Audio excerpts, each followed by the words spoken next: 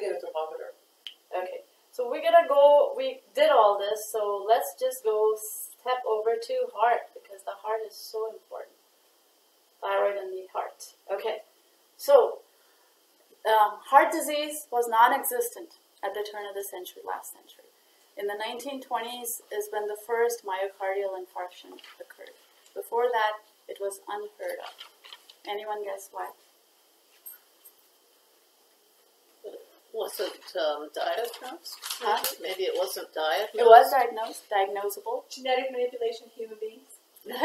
Antibiotics. I'm going with that one for every day. In part. So heart disease was non-existent Yeah, when? in the 1920s. Or they didn't The know first about myocardial, it. Or they didn't know they knew about it, but there were no infarcts. The first myocardial infarction was diagnosed, I think, 1921 to 30, and there's a lot of reasons that are espoused for that, but one of the chief ones was Medical practices. medical practices, and when antibiotics came into being, you were not dying from infection. People were dying from heart disease and cancer. So today, more than 600,000, maybe it's 700 plus, annually die from cancer. There's nearly no people died from cancer in the 1920s. Heart disease. Oh, excuse me, heart disease, cancer too, actually. And the first one happened because of antibiotics, you're saying? Well, the first one happened because of a number of causes. We changed the composition of our fats first. We went from saturated fats to unnatural polyunsaturated fats, which are very, very heart toxic.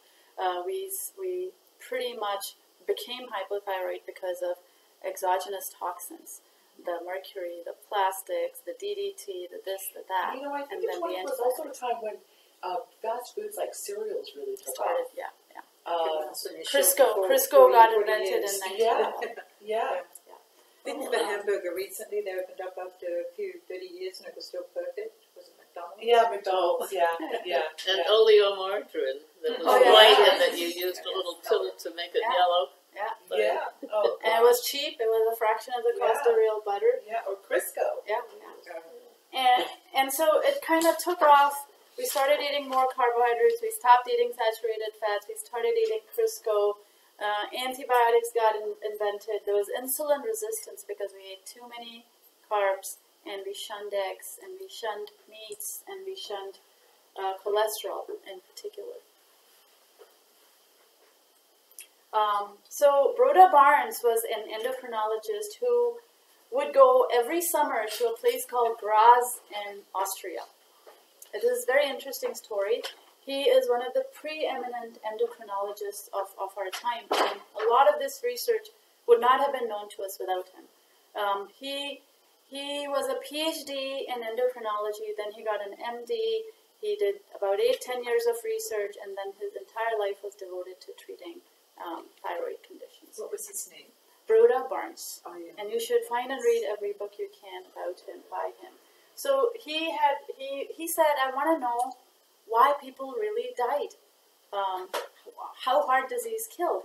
So he went to Graz in Austria. Austria is part of the goiter belt. A lot of goiter because it's a mountainous area, so no iodine. And Empress Maria Theresa had decreed 200 years ago that anyone who came to the hospital or died in the hospital, an autopsy was mandatory. So he had rich information. He looked at 70,000 autopsies over a 15-year period and looked at the cause of deaths. And he was the one who actually looked at the clinical data that contravenes all the modern theories of heart disease, which is there was half to 2/3 of the deaths during that period, the war periods, were happening from tuberculosis and other infections. And when antibiotics, which were discovered or invented during the Second World War, tuberculosis dropped like a rock. Instead, heart disease started causing the largest number of deaths. So the war deaths were from infections, and post-war deaths were from heart disease. So suddenly, in looking at this, it made me reflect on the whole thing that I'm so excited about is the parasympathetic.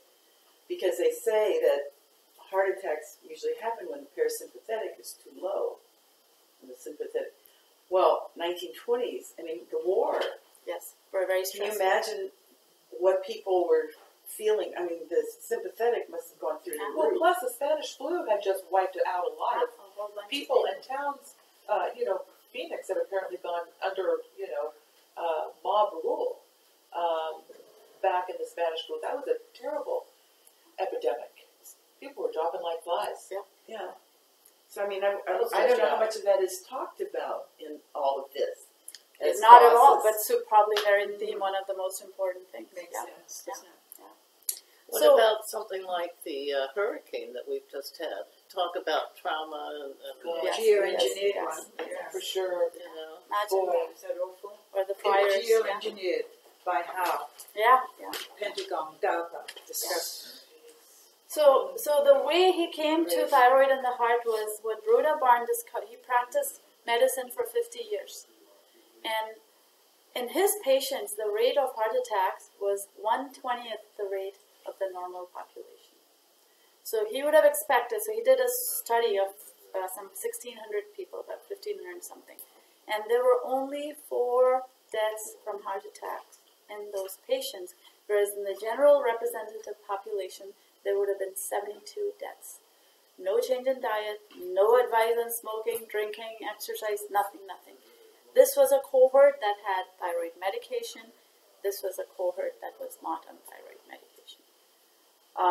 And the first time he thought about this was there was a 59-year-old male. He'd had 2 heart attacks. A friend of his, he put him on thyroid meds. No further heart attacks stopped. And then after several years, he got tired of taking the thyroid meds. He stopped taking the thyroid meds, and within 4 months of stopping the medication, he had a heart attack and died. Why doesn't the body re-correct itself though once you supplement it? And because the body is supposed to self-heal. Not in the cases where you're giving a thyroid hormone. Now, if the thyroid wasn't working before, it's completely stopped because the body is going to get exogenous thyroid hormone. And so if you want to reestablish your thyroid, you got to do it very slowly and make sure that your thyroid actually exists. Starts to Yeah. do it itself again. Yeah. And typically, people who get administered thyroid meds, thyroid hormone, are people who either don't have a thyroid or have a malfunctioning thyroid, which is why they were administered it. But that's not something you can take off.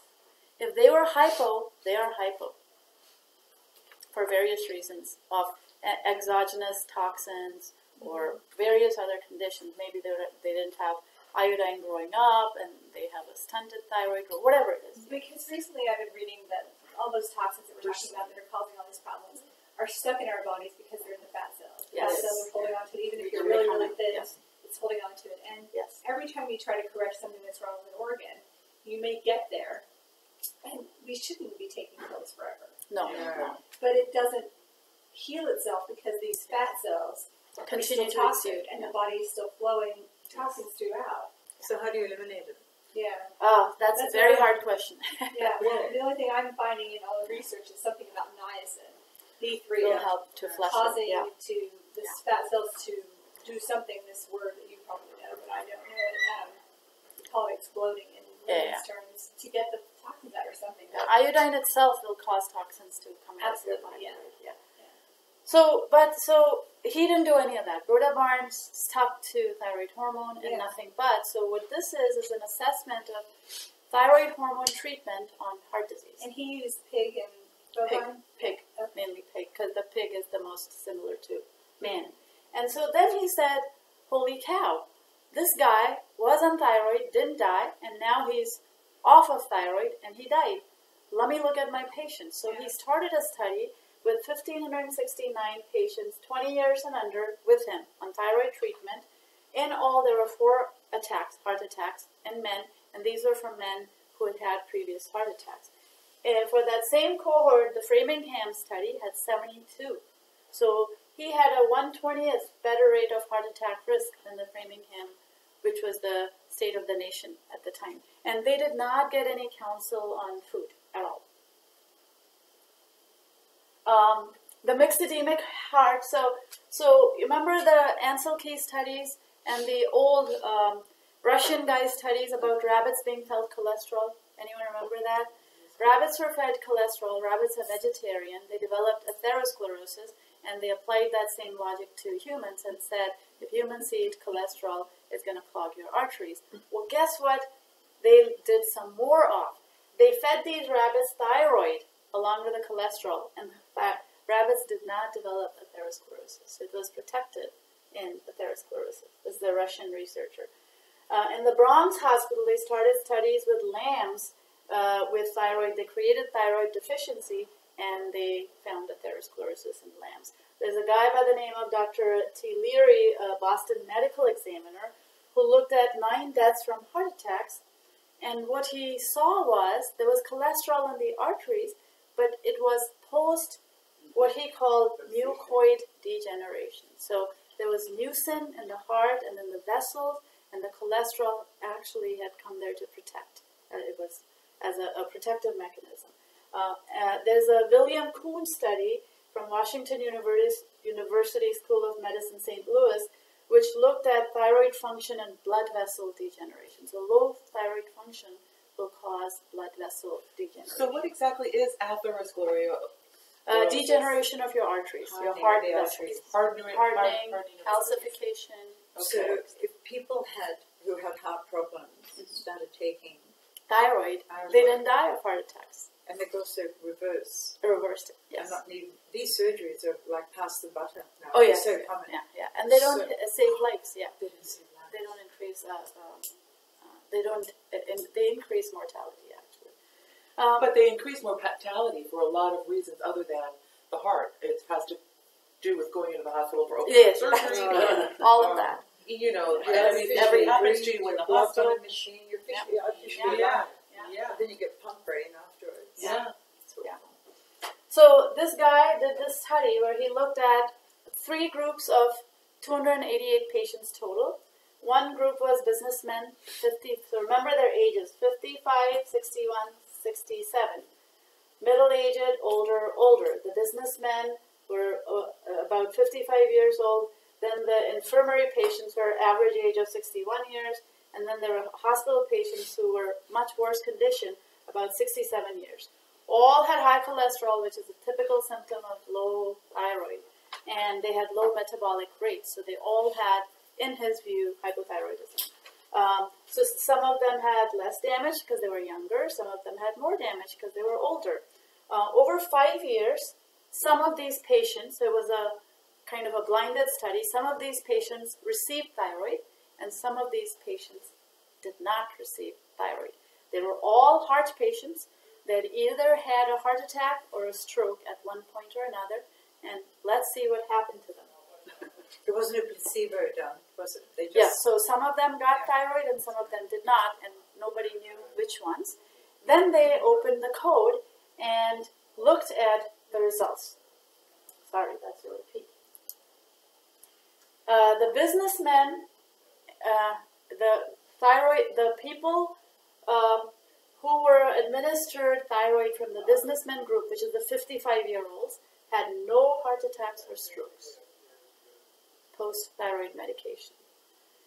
The second group, which was I think the 61-year-olds, 15% of those not on thyroid died from heart attacks. That's the first group. Excuse No, this is the second one. Well, the second one's under there. 15% of those not. Oh yes, sorry, you're right. Oh, She's absolutely right. The businessmen on thyroid had no heart attacks or strokes, and 15% of the businessmen not on thyroid died of heart attacks or strokes. In the second group, which was the 61-year-olds, the death in the thyroid group was 3%. The death in the non-thyroid group was 19%. 6 times more. That's very, very significant. Third group, which is the 67-year-old hospital-admitted patients who were pretty damn sick, the deaths in the thyroid, the non-thyroid group were 2 times almost, 44% more than the non-thyroid group. So it's powerful medicine. It's powerful medicine that saves lives. And he didn't use iodine? No, you just use thyroid medication. And which is better, do you think? They didn't quite have the iodine back then. But now that we have the If, labels, iodine is, of course, the best therapy Over if you the catch it bovine. early. But if your thyroid is Depleted. gone, depleted, or gone, or Right. not functioning, Of course, then, yeah. then of course. 1954, investigators at the University of California, at a Oh university. wait, you're having Orly take Lugol's though. So Yes. she doesn't have thyroid.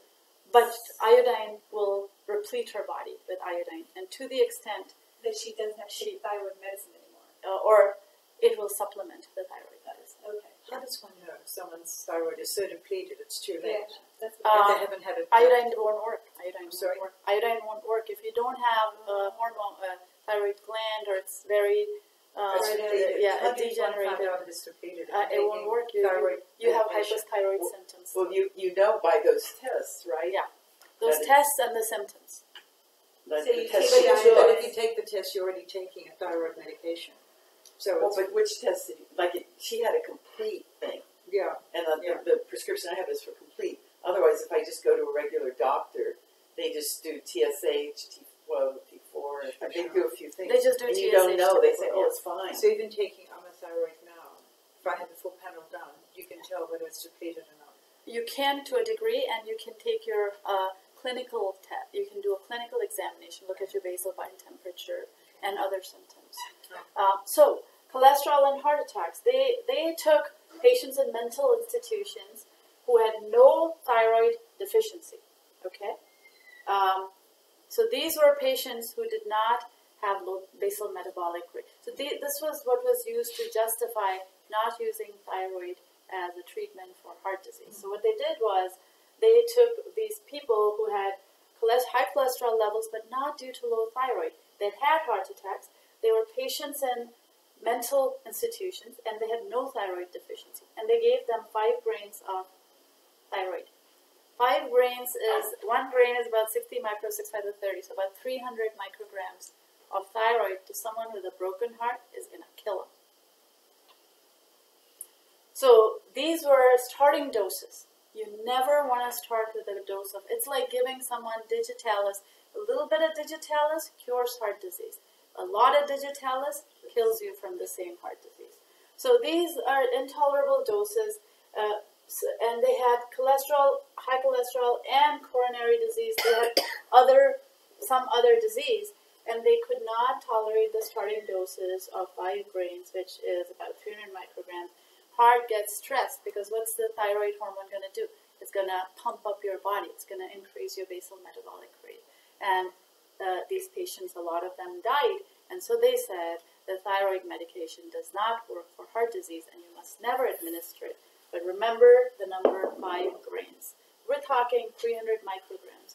And for heart disease, we're talking about giving patients 2, 3, 4, 5, 7, 10, 20 micrograms in increasing doses as their heart adapts and gets used to it and gets stronger and the rest of the body gets better, the myxedema declines. So there's a vast difference between giving someone a fatal dose of thyroid and giving someone a therapeutic dose of thyroid. There's another study that was, and so a lot of people died from this too. So that made it very dangerous because dextro, when we had dextro thyroxine, which was the left hand or the right-handed thyroid, which worked at 1/20th of the potency of the levo, when people went from the dexo to levo at the same dose, they were getting 20 times more thyroid. Of course you're going to die if you get 20 times more thyroid.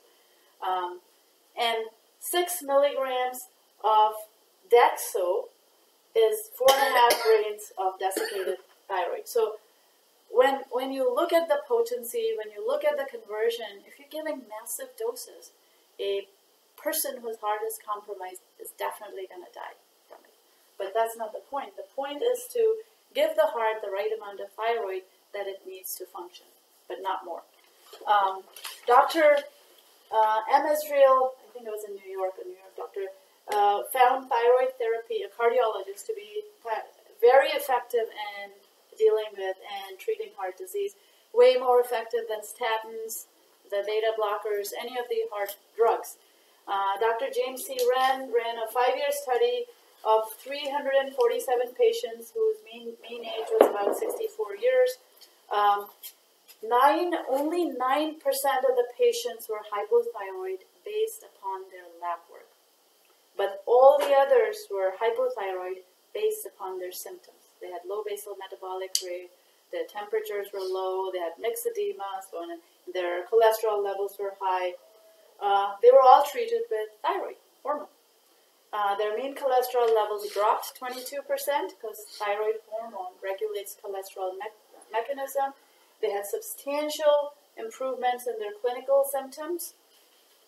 And the death rate for this population, expected death rate was 44%. Instead, the death rate was only 11%. When was this? This was in the late 1900s. I'll put a Like link as to it. in 80s, I think. the 80s? Yeah, somewhere around that. But so the death rate was 4 times higher, would have been 4 times higher without the thyroid meds for these people. Well, it's just That's fascinating 300%. that this, Yeah. you know, the statins are so commonly prescribed to people who have high cholesterol.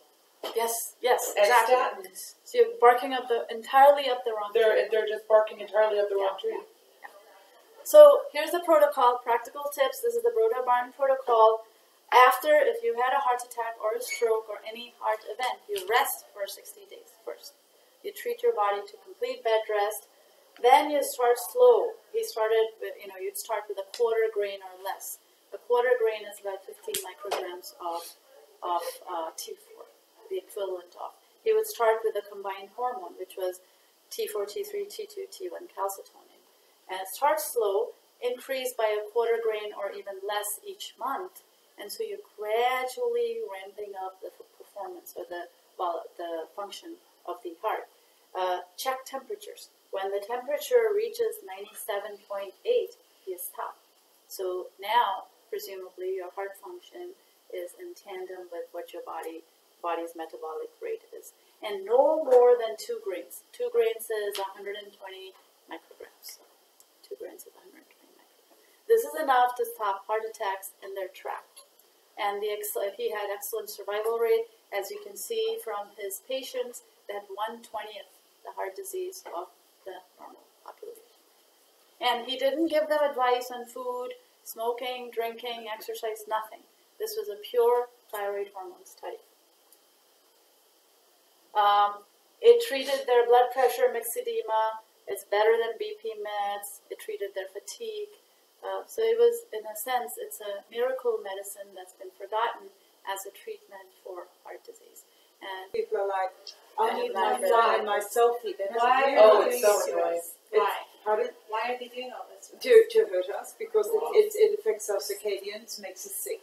But It why do does. they want us all sick? That's Because they're trying to depopulate everyone. I'm always trying to dig down deeper. They don't give care us for food, food. they don't care for It's depopulation. They just want 1 in 2 get cancer Well, now. but if you think about it, the latest thing that came out this week is that the Earth has 12 years left. Who does? The Earth. Yes.